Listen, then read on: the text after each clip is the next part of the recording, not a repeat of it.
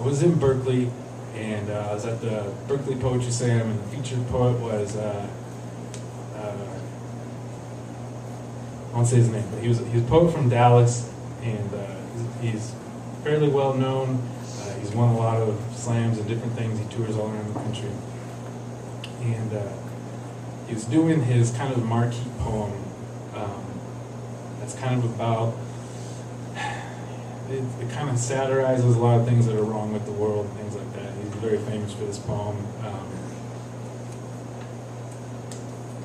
And I was there with a friend who's not really familiar with poetry slams. This might have been the first one I'd ever been to. He does this poem, and when the poet, his name is Joaquin, when he does this poem, everybody gets like really into it and really amped up. And I felt that way, and I was like, wow, and I bought his CD and I bought his book and stuff. And we were, after the slam, we were driving back to where we were staying, me and my friend, and he's like, that last poem was really good until the very end.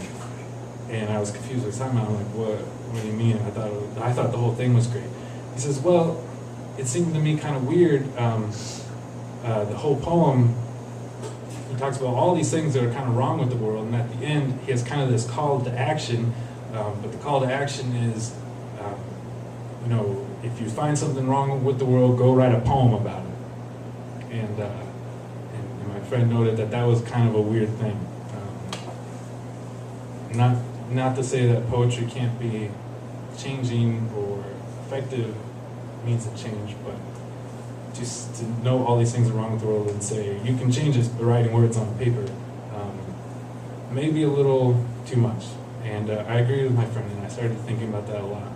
And there is for me, this is just my personal opinion, temptation for a lot of poets to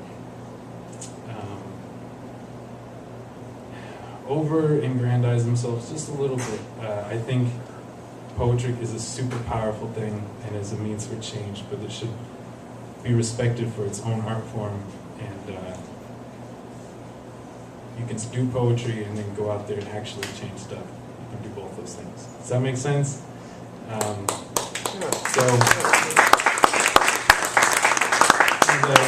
I started thinking about that, and I know that I'm guilty of that too. And it wasn't just like political type poems, but there's love poems and poems about heartbreak and stuff like that. And a lot of times poets, they talk about stuff instead of doing stuff. And so this poem's about that, and it's called "You Cannot Eat Poems." You're not gonna like this.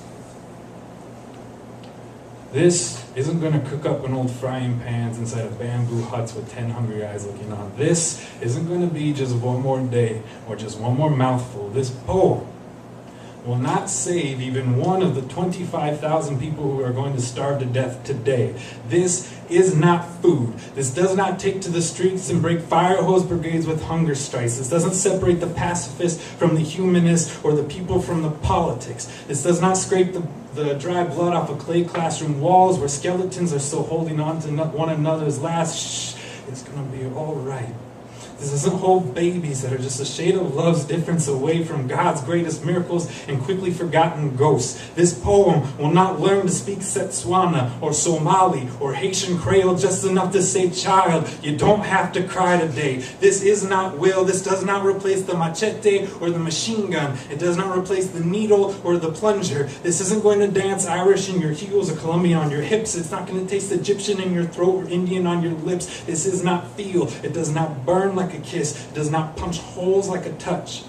It will only break to bits the silence the same way my heart's been twisted all up inside of it. This is not love. These 3 minutes and 10 seconds are not going to bring your ears within breathing distance or your heart within beating distance or your veins within bleeding distance. This is not romance. This is not forgiveness. This is not apologies. This isn't going to pull at your bottom lip and tease at the hem of your dress just above your knee. This isn't going to take you to the lakeshore of your ankles and your collarbones. This isn't going to build our bodies into the shrine we've been praying for. This isn't going to be the pictures above the fireplace or the steam coming from the floor. This is not joy. This is not strength. This is not me. You cannot kiss this poem. You cannot make these words feel you. You, gypsy fingers above my mind, you. This poem will not save anybody, not even me. And if I were not such a coward, all the things I could do with these hands, I don't know if I'd ever bother writing another word. Thank you.